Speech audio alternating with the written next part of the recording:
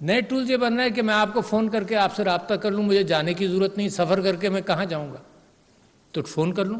نئے ٹولز یہ بن رہے ہیں کہ کوئی اگر کمپلینٹ کرنا چاہتا ہے تو وہ ٹیلی فون کے ذریعے کر سکتا ہے، ای میل کے ذریعے کر سکتا ہے، خط کے ذریعے کر سکتا ہے، اور اس کی اگر پیشی ہونی ہے تو جب ہم اپنے بچوں سے اور اپنے دوستوں سے واٹس ایپ کے ذریعے ساری دنیا میں بات کر سکتے ہیں تو اس کے ذریعے کیوں پیشی نہیں ہو سکتی؟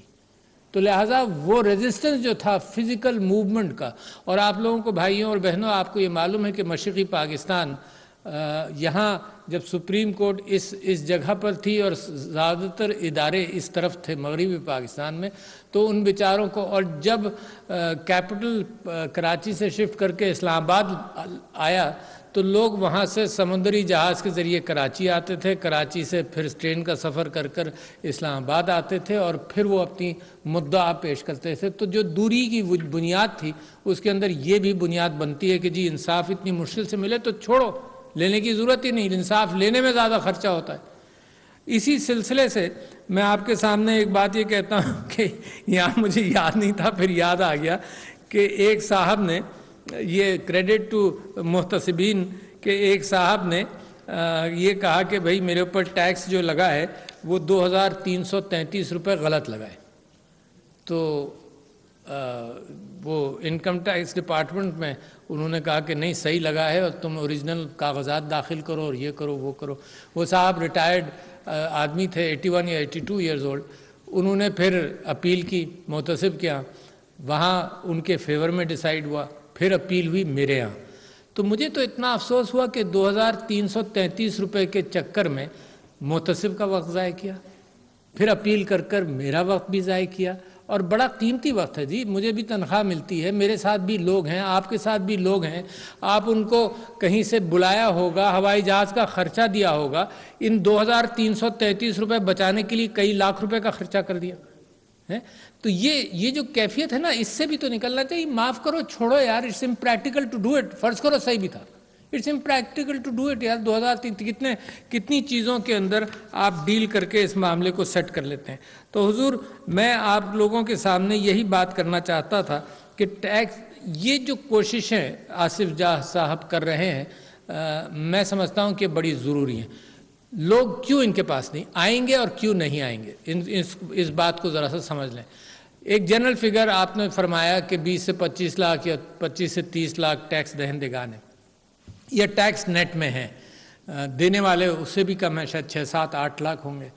اچھا، اب 8 لاکھ کے اندر صرف 5000 ہی پریشان ہوئے، یہ فگر جو ہے یہ حقیقت سے دور ہے۔ اس کا مطلب بہت سارے لوگ افیکٹڈ ہیں مگر آ نہیں رہے۔ 2-3 وجوہات ہیں میرے اوپر۔ میں جانتا ہوں کہ محتسب کے ادارے کا مجھے پتہ نہیں تھا، تو میں نے اپنے اسپتال کے اندر ایک ٹرانسفارمر لگانے کی نیت کی کراچی میں، تو میرے دوست نے کہا کہ اچھے دوست کبھی کبھی زندگی میں بہت اچھے مشورے دیتے ہیں، اور اللہ کا احسان ہے کہ اچھی صحبت اور اچھے مشوروں دوستوں سے مل جاتے ہیں۔ اس نے کہا کہ جی اس سلسلے میں رشوت نہیں دیں گے، ویسے ہم بضرورت اپنا کام نکالنے کے لیے، پاکستان کا کون شخص ہے جو دعویٰ کر سکتا ہے کہ میری بیوی کہنے لگی بڑے زوروں میں کہیں ایک دن کہ بھئی رشوت دینے والا اور لینے والا دونوں جہنمی ہے۔ میں نے کہا ذرا سا احتیاط سے بات کرو کہ زندگی میں بہت سارے موقع میرے اوپر بھی گزرے ہوں گے جب اتنا صحیح کام کرنے کے لیے کچھ کرنا پڑا۔ تو لہٰذا اس میں دوست نے مشورہ دیا کہ نہیں رشوت نہیں دینی۔ اچھا، وہاں کیا تھا کیفیت؟ یہ تھی کہ جی وہ کہتے تھے کہ 2 لاکھ روپے دو اور ٹرانسفارمر لگ جائے گا۔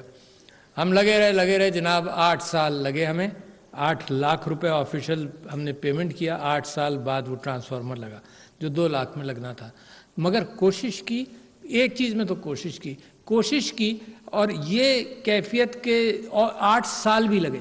تو لوگ یہ سوچتے ہیں کہ یار نکلو، اچھا ان کے پاس چلے گئے تو کیا پتا، لوگ تو یہ کہتے ہیں نا کہ میرے خلاف تم ان کے پاس گئے ہو، اب آؤ بچوں تم دیکھتے ہیں تم کو، ہے تو یہ کیفیت، اس میں بھی لوگ نہیں آئیں گے۔ دوسری کیفیت یہ ہوگی لوگوں کو پتہ ہی نہیں، جیسے مجھے نہیں پتا تھا، لوگوں کو پتہ ہی نہیں۔ تو ان سے میں نے یہ گزارش کی کہ کسی طرح سے اس انفارمیشن کو بڑھایا جائے۔ تو یہ جو کوششیں ہیں، یہ جو آج آپ سب لوگوں کو زحمت دی اور آپ کا شکریہ آنے کا، یہ اسی لیے ہیں کہ لوگوں کو پتہ چلے کہ یہاں سے راستہ ایک اور کھلتا ہے۔ اچھا، اس کی ایک لنک اور ہے، یہاں پہ چیمبرز کے لوگ بھی ہیں،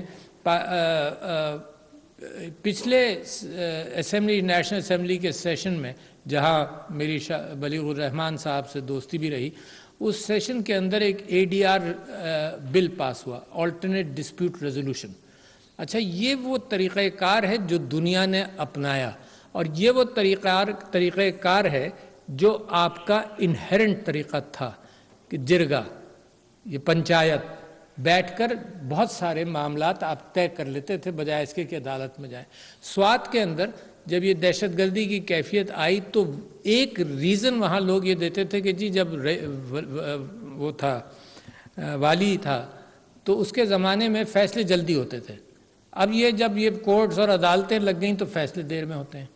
اب بھی یہ کیفیت ہے کہ فاٹا کے اندر لوگوں کو یہ خیال ہے کہ کہیں ایسا نہ ہو کہ جو بہت سارے معاملات ہم جرگے میں طے کر لیا کرتے تھے وہ اب عدالتوں کے اندر عدالتوں کی زینت بن کے سالوں کی بات نہ بن جائے۔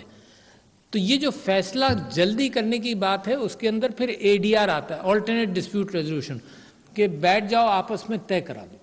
یہ کام آصف محمود جہاں صاحب یہ بھی بہت اچھا کرتے ہیں، اور یہ وفاقی محتسب کا ایک طریقہ ہے کہ جلدی فیصلوں پر جائے۔ بٹھا لو، اس کو شکایت ہے ڈپارٹمنٹ سے پوچھ لو، بجائے اس کے کہ خط و کتابت ہو اور پھر ٹائم لگے، اس کو جلدی حل کر لو۔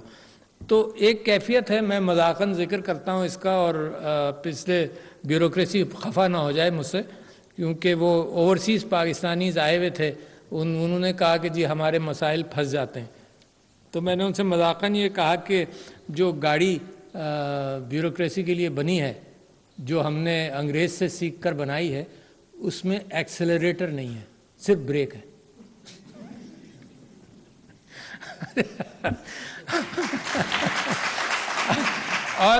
اور سال کے بعد جب پروموشن ہوتا ہے تو پوچھتے ہیں، سب کو بٹھاتے ہیں بھئی تم نے کتنے بریک لگائے، وہ کہتا ہے 100، تو کہتے ہیں 150 والے کو ہم پروموٹ کریں گے۔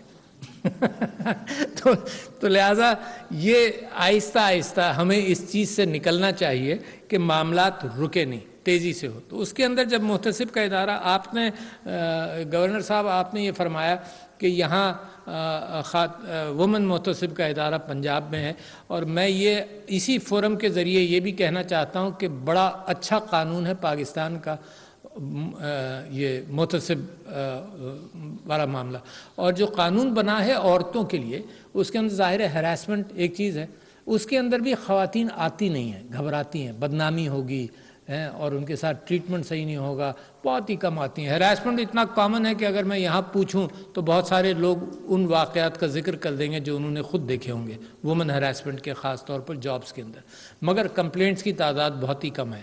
اچھا، اور فیصلے بڑے اچھے ہوتے ہیں۔ تو ایک تو محتسب کا، خاتون محتسب کا ادارہ وہ ہے۔ دوسرے ایک بڑا اچھا قانون بنا ہے کہ پراپرٹی ڈسپیوٹس بہت ہوتے ہیں، تو عورتوں کے لیے دیکھو، یہ افرمیٹیو ایکشن دنیا میں ایک قانون کہا گیا، افرمیٹیو ایکشن۔ افرمیٹیو ایکشن کا مطلب یہ کہ آگے بڑھ کر مدد کرو، یعنی وہ امریکہ میں بنا کہ جناب سیاہ فام لوگوں کے لیے افرمیٹیو ایکشن کی ضرورت ہے تاکہ وہ ان کی تعلیم اور ان کی صحت کے اوپر فوکس ہو جائے۔ تو افرمیٹیو ایکشن قانون پاکستان کا خواتین کی پراپرٹی کے حوالے سے یہ ہے کہ اگر محتسب کے پاس جائے، اگر کورٹ میں کیس ہو پھر بھی جا سکتا ہے، یعنی بہت سارے معاملات دوسرے محتسبین کے یہ ہیں کہ اگر کورٹ میں کیس ہو تو ہاتھ مت لگاؤ، we don't want to interfere in the court system, ٹھیک ہے جی، we are there as helpers, یعنی یہ FBR کے لیے بھی we are there as helpers to reduce their burden and to assure the public کہ جناب تمہارا ٹیکس تم سے غلط نہیں کاٹا جائے گا، تاکہ وہ لوگ جو ٹیکس، یقیناً بڑی تعداد ہے جو ٹیکس دینا بھی چاہتی ہے مگر اس رگمرول میں اور اس پریشانی میں کہ جی ان کے یہاں کھاتا کھل گیا تو وہ بند ہی نہیں ہوگا، تو ہم سالوں بھگتتے رہیں گے، تو لہٰذا ان کو بھی ایشورنس ملے کہ تمہارے ساتھ زیادتی نہیں ہوگی۔ تو جو عورتوں کی محتسب ہے وہ کسی عورت، دیکھیے بڑا کلیئر بات بڑی انٹرسٹنگ بات بتا رہا ہوں، کسی عورت کی پراپرٹی پر کوئی قابض ہو تو محتسب اس کا فیصلہ کر دے گی۔ اچھا، اس میں انہیریٹڈ پراپرٹی نہیں ہے، وکلا بیٹھے ہوں گے یہاں پر، اینی پراپرٹی جو عورت کے نام ہے اس کو اگر وہ محتسب کے پاس جائے تو محتسب اس کو خالی کرا دے گی۔ تو دیٹ مینس یہ ایک افرمیٹیو ایکشن ہے۔ پاکستان کے اندر عورت کو سمجھایا جاتا ہے کہ گھر میں رہو، کھانا پکاؤ اور یہ کرو، اور جبکہ بی بی ختیجہ ہماری بزنس وومن تھیں. تو یہ اسلام سے اس کا کوئی تعلق نہیں. مگر سوسائٹی کو، مردوں کو اس کا اہتمام کرنا ہے کہ ہراسمنٹ کے بغیر معاشرہ ہو تو عورت اکنامک اس میں سائیکل میں آئے گی، ورنہ نہیں آئے گی. ہم جتنا کہتے ہیں، قائد اعظم یہی کہتے رہے پہلے دن سے کہ بھئی عورتیں جس معاشرے کے اندر کام پر نہیں آتیں تو لہٰذا ان کا وہ معاشرہ ترقی نہیں کرتا. بہر صورت ٹیکس دینے کا کلچر جو ہے اس کے اندر دو تین چیزیں ہیں. ایک تو تین کیفیات ہو سکتی ہیں. ٹیکس دینا چاہے لوگ اور دیں، چاہے نہ چاہے ٹیکس دیں. دیکھو خیرات کے اندر لوگ اپنے خواہش سے، کوئی ان کے پر کمپلشن نہیں ہوتے دیتے ہیں. تو ٹیکس کے اندر بھی ایسے لوگ ہوں گے جو دیں. اس زمانے کی بات کر رہا ہوں جب 80s کی، ایک بڑے مشہور وکیل ہوتے تھے، شاید کسی کو اب یاد بھی نہیں ہوگا، خالد اسحاق صاحب کراچی کے. ان کے متعلق بڑا مشہور تھا کہ جناب یہ 25 لاکھ روپے سالانہ وکیل ٹیکس دیتا ہے. وہ انڈسٹری سے زیادہ اور سب سے زیادہ، مطلب ایماندار ایسے بھی لوگ گزرے ہیں. مگر جنرلی وی بلیو کہ ٹیکس ایسے تو کچھ تو ایک تو ٹیکس گیونگ کلچر بنے، نمبر 1. دوسرے یہ کہ ٹیکس اوائڈنس کی ایک کیفیت ہے جو قانون کے دائرے کے اندر چلتی ہے. دنیا کے اندر وہ یہاں سے اپنا آفس لے جاتے ہیں کہیں اور جہاں پہ ٹیکس کم ہو. وہ ٹیکس جو چھوٹ دیتا ہے، پاکستان ٹیکس چھوٹ دے رہا ہے مثال کے طور پر انویسٹمنٹ کو کہ 10 سال تک کوئی ٹیکس نہیں ہوگا، تو وہ پیسہ اس ملک سے نکال کر اس ملک میں لے آئیں گے کہ جہاں پہ ٹیکس چھوٹ ہو. تو ٹیکس اوائڈنس میں کوئی حرج نہیں ایسے جو قانون انکریج بھی کرتا ہے بعض لوگوں کو کہ تم آؤ. مگر ٹیکس ایویژن اور جو چیٹنگ ہے اس حوالے سے قانون کو سختی کرنی پڑے گی تاکہ ایک کیفیت ہو. جب بھی بجٹ آئے گا، گورنر صاحب بجٹ آئے گا تو ڈیلیگیشنز آپ کو ملیں گے، ہمیں ملیں گے اور کہتے ہیں کہ جی ہم ٹیکس دینا چاہتے ہیں، مگر اس طرح سے ہم سے نہ لیا جائے. تو ٹیکس لینے والی اتھارٹیز کو یہ کرنا پڑے گا کہ آسانی پیدا کریں تاکہ ان کے اوپر کوئی ان کے ساتھ زیادتی ہونے کا امکان نہ ہو. اور tax to G D P ratio جو ہے یہ پاکستان کے اندر کم ہے، آپ جانتے ہیں. اور ہمیں تانا یہ ملتا ہے دنیا کے اندر، جب when you looking for funds تو تانا یہ ملتا ہے کہ look at your tax culture. تم اپنے لوگوں کو ٹیکس نہ کرو، دنیا میں پیسے کہو کہ ہم کرائسس میں ہیں وہ دو، تو اس کے اندر مشکلات پیدا ہوتی ہیں. میں آپ سے یہ کہنا چاہتا ہوں کہ ان کی کوشش جاری ہے کہ میڈیا کے ذریعے لوگوں کو پتہ چلے کہ یہ آسانی انہوں نے پیدا کی ہے. اور بڑی خوشی ہوتی ہے مجھے دیکھ کر کہ 60 دن نہیں بلکہ آن این ایوریج، بلکہ ایوریج سے زیادہ 90% کیسز یہ 40 دن کے اندر حل کر دیتے ہیں. اس ملک کے اندر 40 دن میں کسی کا فیصلہ ہو، کتنی خوشی کی بات ہے. تو اس کا پرچار اور اس کو لوگوں تک اس بات کو پہنچانا بے انتہا ضروری ہے کہ پیپل شوڈ بی اویئر کہ جی یہ ایک آسانی ہے اور یہ ٹیکس کے بغیر کوئی نظام نہیں چلتا. مگر ٹیکس کو آسان کرنے کے اعتبار سے مسائل بنے تو مسائل کو حل کرنے کے اعتبار سے کرنا چاہیے. تو یہ لوگوں کو اگر پتہ چل، آپ تصور کریں کہ وہ عورتوں کو یہ پتہ چل جائے کہ پراپرٹی کے حوالے سے محتسب موجود ہے تو کتنا بڑا پاکستان کے اندر کتنا دے will be so much pressure on دا محتسب کہ اتنی کیفیت یہاں پر ہے. کیونکہ عورتوں کے یہاں ہم نے ایک اور یہاں کے لوکل کسٹمز یا چیزوں سے اپنا لیا کہ عورت کو پراپرٹی سے بھی ڈپرائیو کرتے ہیں، حالانکہ قانون پتہ نہیں کب سے موجود ہے. تو جناب علی آپ سب لوگوں کا میں مشکور ہوں، خاص طور پر وہ ایڈوائزرز جو انہوں نے آپ میں سے بہت سارے چیمبر سے ریکویسٹ کر کر ایڈوائزرز بھی لے لیے ہیں تاکہ وہ مدد کرے. کیونکہ انصاف دینے کے لیے کوئی اسپیشل ٹریننگ کی ضرورت نہیں ہے.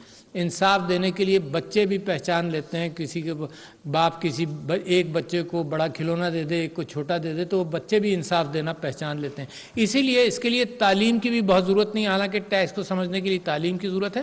مگر ان پڑھ بزرگ بھی جرگوں میں اور پنچایتوں میں بیٹھ کر انصاف کی طرف راغب فیصلے زیادہ تر اس طرف دیتے تھے. تو آپ اپنا پرچار بھی کرتے رہیے. اور جناب یہ آخرت کا کام ہے، اس میں آپ سب لوگ جو ان کے ساتھ محنت کرتے ہیں یہ آخرت کا کام ہے. آخرت کا بوجھ اپنا ہم ہلکا کریں. اسی ذریعے سے ہو سکتا ہے کہ انسان اس سے 2-3 چیزیں ہیں زندگی میں جو اپنانی چاہیے، جو اللہ کو پسند ہے. ظاہر انصاف اللہ کو پسند ہے، درگزر اللہ تعالیٰ کو پسند ہے. ہم یہاں درگزر کرنے کے لیے تیار ہی نہیں ہوتے. غیبت اللہ کو بری لگتی ہے، مگر ہم واٹس ایپ پر لگے اس کی بات ادھر اس کی بات ادھر، جو چیز ہمیں پسند ہو وہ ہم چلاتے رہتے ہیں. تو ذرا اس کو کبھی سوچ لینا کہ یہ غیبت بڑی پریشان کن کیفیت ہے. اسی طرح سے فیک نیوز. تو میرا ملک جو ہے بڑی آزمائشوں میں ہے.